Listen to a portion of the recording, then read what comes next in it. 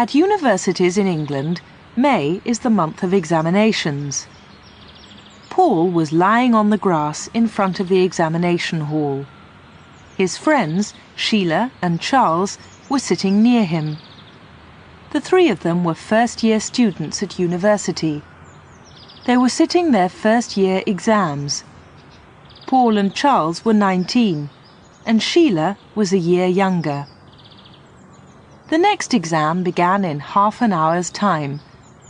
But the three students were not talking about the next examination. They were talking about their holidays. "Where are you going this summer?" Sheila asked Paul. "To Wales," Paul replied. "I'm going to stay in a cottage in the country." "You have a cottage in Wales?" asked Charles. "It's not my cottage," replied Paul. "It belongs to my uncle.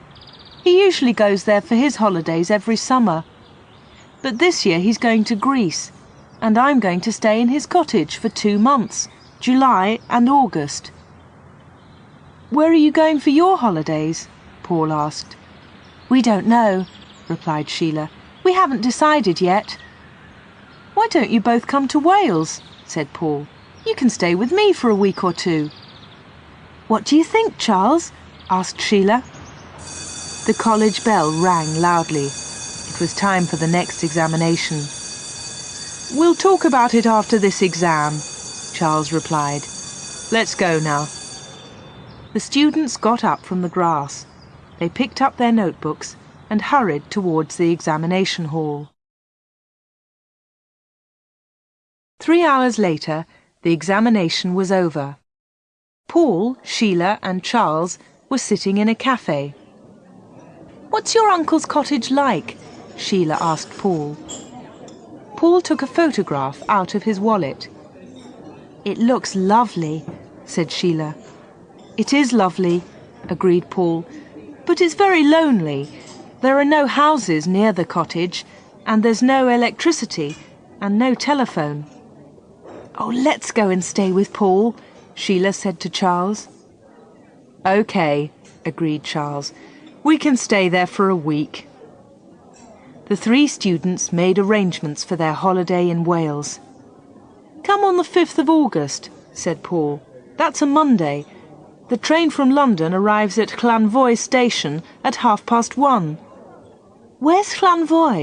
asked Sheila. "It's a small railway station near the cottage," answered Paul. "Fast trains from London stop there." "How do we get from the station to the cottage?" asked Charles. "Look, I'll draw a map," said Paul. "The railway line goes through a long tunnel before Llanvoy station. The cottage is on the hill above this tunnel." Charles gave Paul his diary. Paul drew a map and wrote down the name and address of the cottage. "There you are," said Paul. "But don't worry, I'll meet you at Llanvoy station. I'll see you there on Monday the 5th of August at 1:30.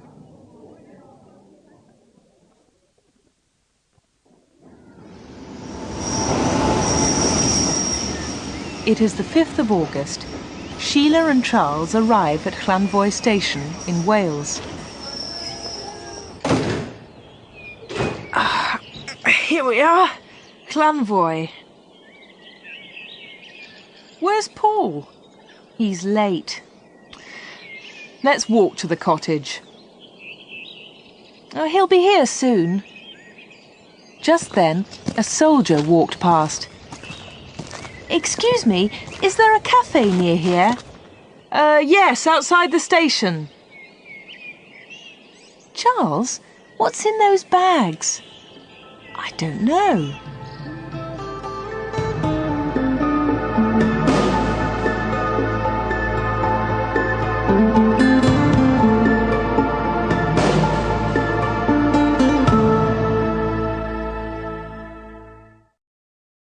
The picture sequence from the cinema has finished. You can look at it once more if you want. Sheila and Charles went into the small cafe. There was a young girl behind the counter. Sheila went up to her. "Has a young man been in here this morning?" asked Sheila. A soldier?" asked the young girl. "No, not a soldier, a student," replied Sheila.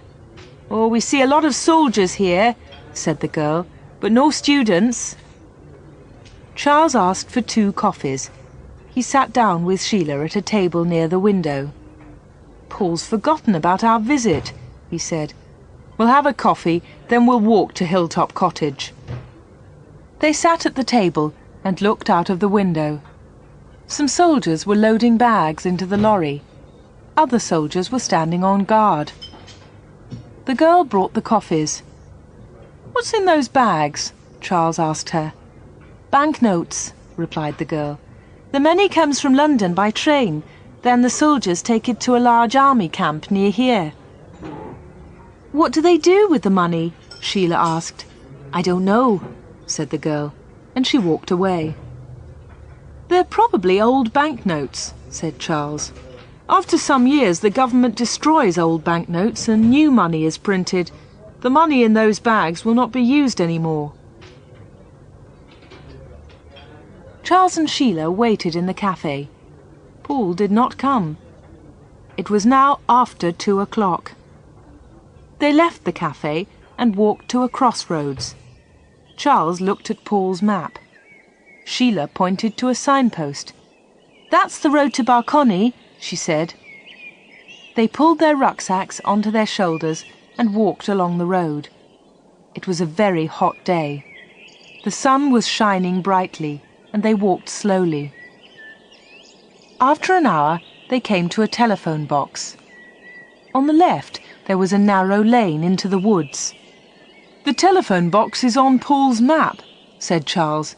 "This is the way to the cottage." They walked up the narrow lane. Tall trees grew on each side. The branches were thick with leaves. "It's dark in here," said Charles. "There's no sun." "It's nice and cool after the hot road," replied Sheila. "Anyway, Paul's cottage is higher up. It'll be brighter up there." They walked farther up the steep, dark lane. "I don't like this place," said Charles. "It's too dark. What a place for a holiday." "Oh, come on," said Sheila. Sheila and Charles arrived at the cottage. There were high trees all round it. "There's something wrong," said Charles. "Look at the curtains. They're all closed. There's no one here." "Don't be silly," said Sheila. She went up to the cottage and knocked loudly on the door. They waited for some time. Sheila pushed at the cottage door. It did not open. It was locked. "Paul?" shouted Charles. "Paul, are you there?" There was no reply. Sheila knocked again on the door. They stood and listened. "There's someone inside," said Sheila. "I heard a noise. Listen." They both stood in silence. Someone unlocked the door. "It's Paul," said Charles. "Why is he taking so long?" The door slowly opened. A tall man with a beard stood in the doorway. He was about 40 years old. Sheila and Charles did not know him. He was a stranger. "Who are you?" asked the stranger. "What do you want?"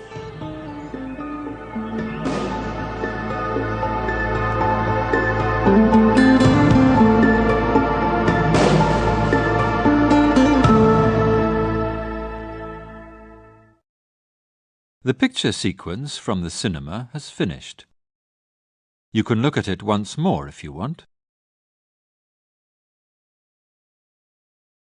Sheila looked up at the tall man. "Is Paul in?" she asked. "Paul?" said the stranger. "There's no one here with that name. You've made a mistake." The stranger slowly closed the door. "But this cottage belongs to Paul's uncle," said Sheila. "We saw it in a photograph." "It was another cottage in your photograph," said the man. "It wasn't this one. This cottage is mine. I live here." The man was becoming angry. "You've made a mistake," he shouted. "I don't like visitors here. Go away." The door closed with a loud bang. Sheila turned away from the door. She saw a piece of paper under a bush. She stopped and quickly picked up the paper. "We've made a mistake," said Charles. "Paul isn't here. We've come to the wrong cottage.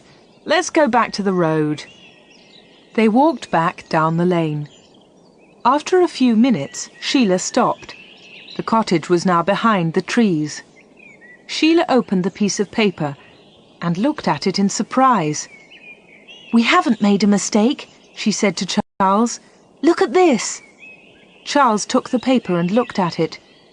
"It's an examination paper," he said. "It's our exam paper. We sat this exam in May." "Paul sat this exam too. So Paul is here." Something is wrong. "Look, there's an old building. We'll wait there. But what are we going to do?" "We'll go back to the cottage tonight. We must find Paul." "Listen, I can hear a noise. It's a lorry. It's coming up the lane to the cottage."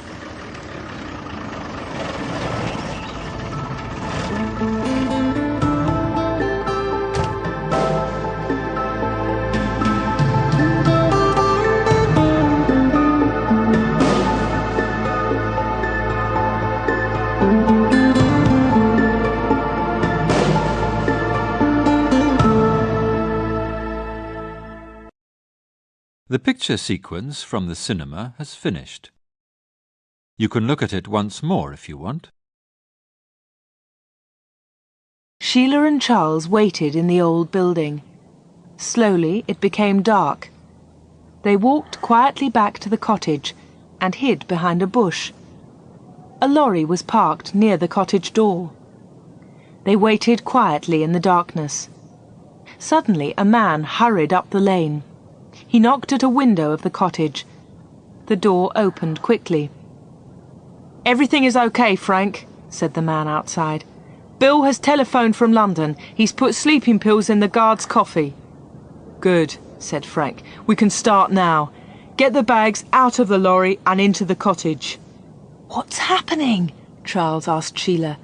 "Bill's put sleeping pills in the guard's coffee. What does that mean? And what's in those bags?" "I don't know," said Sheila. "Listen, they're talking again." "What about that young man?" one of the men asked Frank. "We'll leave him in the upstairs bedroom," Frank replied. "He's tied up tightly. He'll be found tomorrow. By then, we'll be far from here." "Paul's in the cottage," Sheila whispered to Charles, "and he's a prisoner." 4 men carried all the bags into the cottage. They closed the door behind them and locked it. "Paul's in one of the upstairs bedrooms," said Sheila. "We must help him." "How are you going to get into the cottage?" asked Charles. "They've locked the door." "I'll climb up onto the top of the porch," said Sheila. "Then I'll get in through a window." Sheila and Charles waited for half an hour. Then they walked up quietly to the front door. There were no lights in the cottage. "Help me up, Charles," said Sheila. Sheila stood on top of the porch. She reached up and pulled at the window. It opened slowly and made a loud noise. Sheila waited for a few moments. Nothing happened. She opened the window wide. The curtains inside were closed. She opened them carefully and climbed into the bedroom. In the dark room, Paul was lying on a bed. He was tied up tightly, and there was a gag over his mouth. Sheila quickly took off the gag. "Shh," she said. "Don't make a noise. There are some men downstairs." "It's all right," said Paul. "They won't hear us. They're not in the cottage. They're out at the back." Sheila slowly untied the ropes round Paul. "What's happening?" she asked him. "Who are those men? What are they doing?" "They're going to rob a train tonight." "Rob a train?" asked Sheila in surprise. "They found an old shaft behind the cottage," said Paul. "The shaft goes down into the railway tunnel. They're going to change the signal in the tunnel. The signal light will be red and the train will stop." "Now I understand," said Sheila. "Someone has put sleeping pills in the guard's coffee." That's part of their plan," said Paul. "The train will stop in the tunnel and the guard will be asleep. The men will steal the bags of money from the train and escape up the shaft." "But these men have taken bags into the cottage," said Sheila. "What are they for?" "The bags are full of paper," said Paul. "They look like the bags of money. The soldiers won't find the paper until tomorrow morning. Then these men will be far away from here." "We can run down to the telephone box," said Sheila. "We can telephone the police from there." "There isn't enough time," said Paul. "We have to stop these men. We can put heavy stones over the shaft. Then the men can't get out." "And Charles can run down and telephone the police," said Sheila. Now all the knots were untied and Paul was free. They climbed out of the window. Charles was waiting for them in the darkness.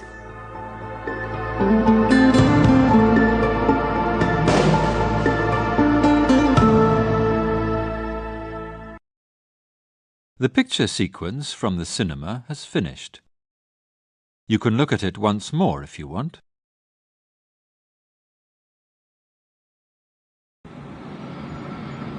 The train from London was in the long tunnel. "The signal is red," said the driver to his mate. "That's unusual." The train slowed down. It stopped on a long bend in the tunnel. The driver's mate looked back. The end of the train was out of sight.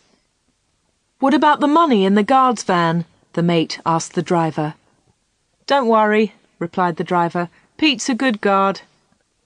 The driver watched the signal. It was red.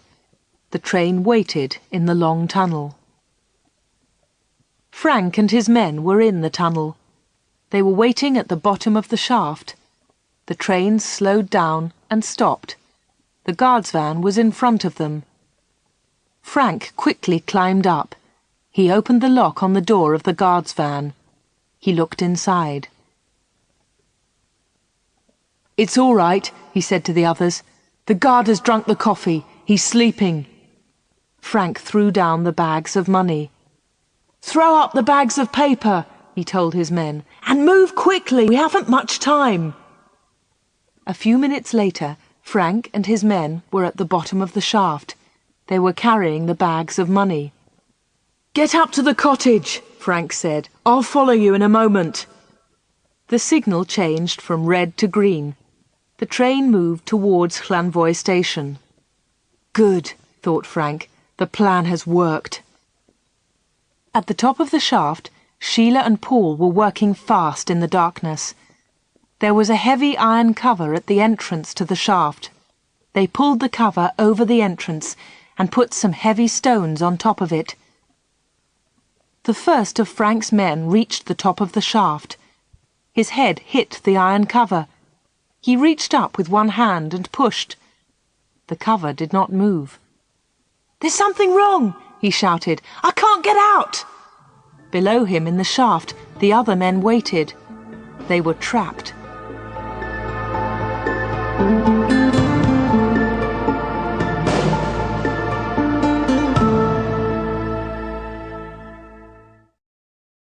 The picture sequence from the cinema has finished. The police moved quickly. A police car came to the telephone box. Charles jumped in and they drove fast towards the cottage. The police arrested 2 men at the top of the shaft. An hour later, Sheila, Paul and Charles were in the police station at Barcony. "Thanks to you, we've got the men and the money," said the police sergeant. "We arrested the other 2 men at Llanvoy station." "But there were 5 men," said Paul. "Have you arrested the leader? He's called Frank." Sheila, Charles and Paul spent the night in the home of the police sergeant. The next morning, the sergeant left early. "I must go to the police station," he told them. "I'll phone you later in the morning." At breakfast, Sheila turned on the radio. "Here is a police message. The police are looking for Frank Steele, aged 40. This man was last seen on the railway line to Llanvoy station in the early hours of this morning. He is a dangerous... Sheila turned off the radio. It's a strange beginning to a holiday, she said. Later the phone rang. Paul answered it. It was the sergeant. Good news, said the sergeant. A police car has picked up Frank Steele. Paul put down the phone. The police have arrested Frank Steele, he said to the other two. That's great, said Sheila. Now we can go back to the cottage and begin our holiday.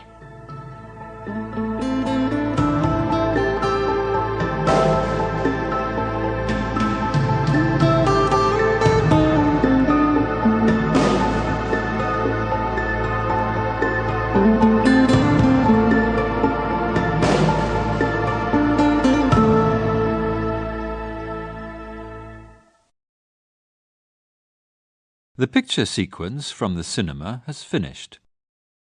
You can look at it once more if you want.